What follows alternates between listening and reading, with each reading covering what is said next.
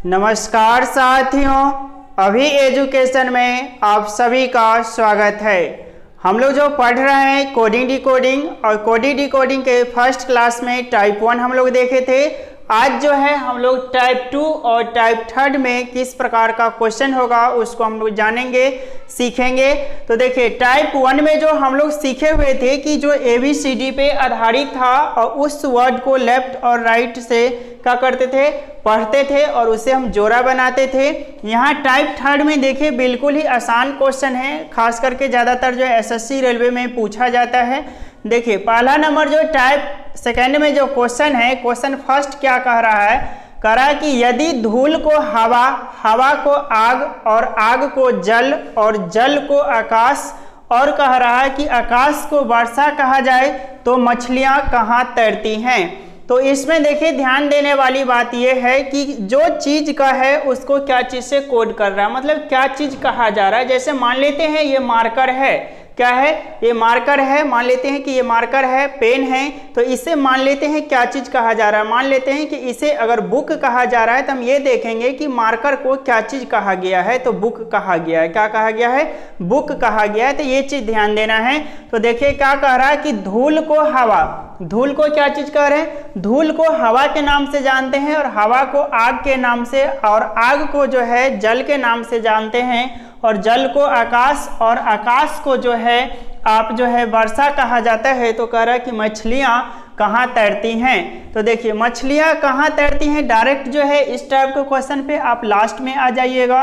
कहाँ आ जाइएगा, लास्ट में आ जाइएगा। आपसे क्वेश्चन जो है प्रश्न पूछा जा रहा है कि मछलियां कहाँ तैरती है। क्या पूछा जा रहा है कि मछलियां कहाँ तैरती हैं। तो हम लोग जानते हैं कि मछलियां जो है पानी जल में तैरती है। कहाँ तैरती है, जल में, पानी में। अब जाकर के ये चीज तो हम समझ गए कि मेरा आंसर जो होगा क्या होगा, जल होगा। क्या होगा, जल होगा, क्योंकि मछलियां कहाँ तैरती है, तो जल, पानी में। तो मेरा आंसर क्या होगा, पानी।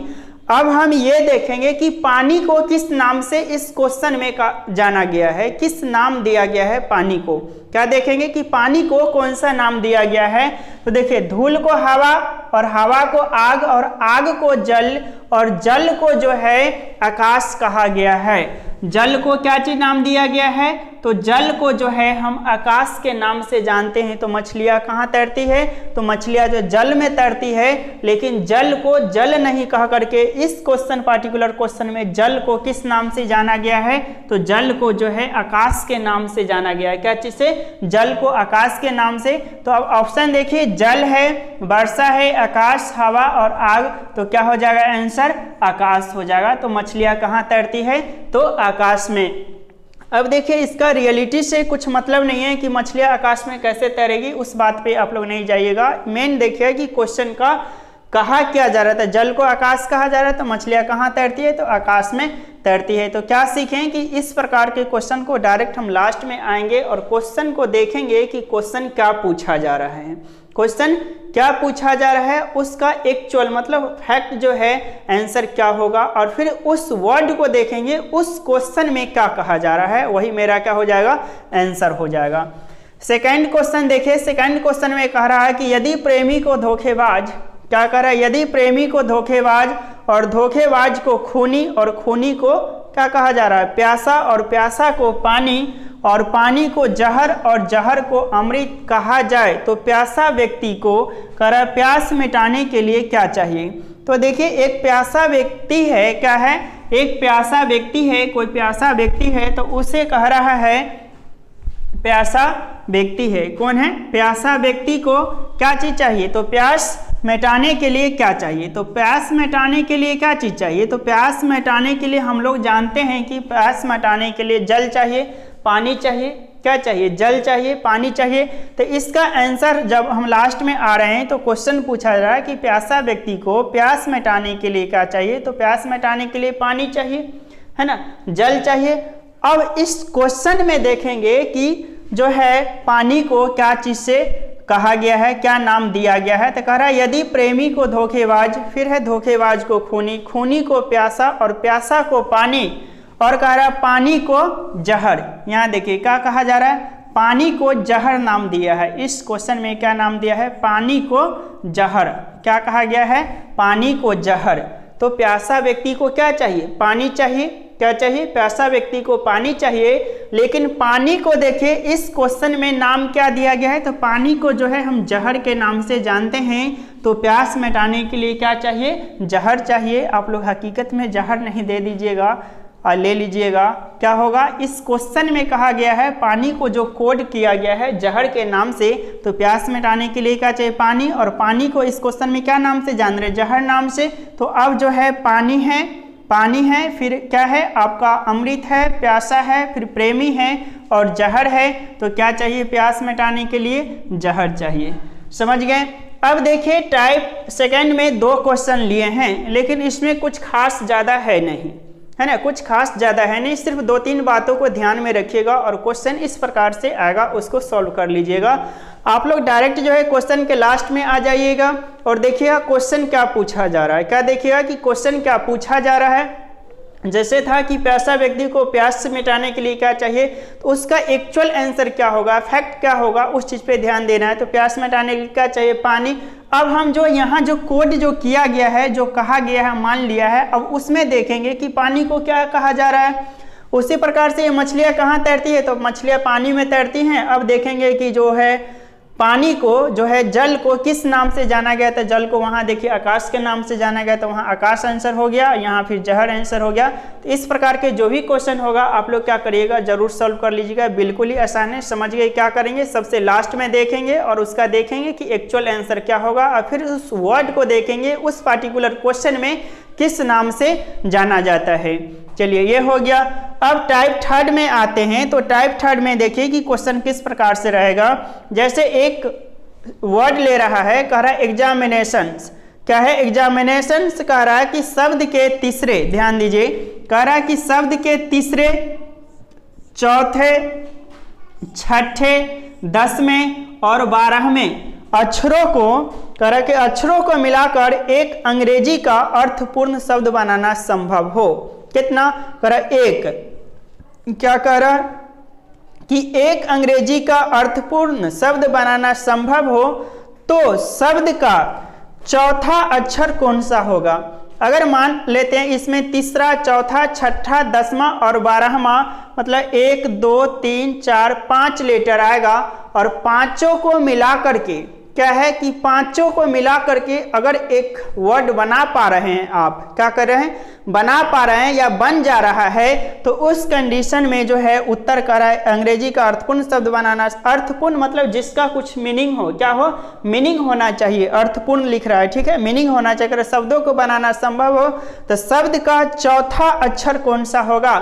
मान लेते हैं कि जो भी वर्ड बना है ना, उसका चौथा अक्षर कौन सा होगा? अगर एक बना पा रहे हैं तो, अगर एक वर्ड बन रहा है तो ऐसा भी हो सकता है। आगे कह रहा है इसी में कि अक्षर कौन सा होगा, कह रहा है यदि एक से ज्यादा शब्द बने तो उत्तर एक्स दीजिए। और ये भी तो हो सकता है कि ये जो है पांचों लेटर के प्रयोग से आप एक से अधिक उत्तर मतलब क्या है वर्ड बन जाए। तो एक बनेगा तो चौथा होगा, क्या होगा? उस वर्ड का चौथा लेटर होगा। एक से अधिक बनेगा तो एक से अधिक बनने पे उत्तर क्या हो जाएगा? एक्स होगा।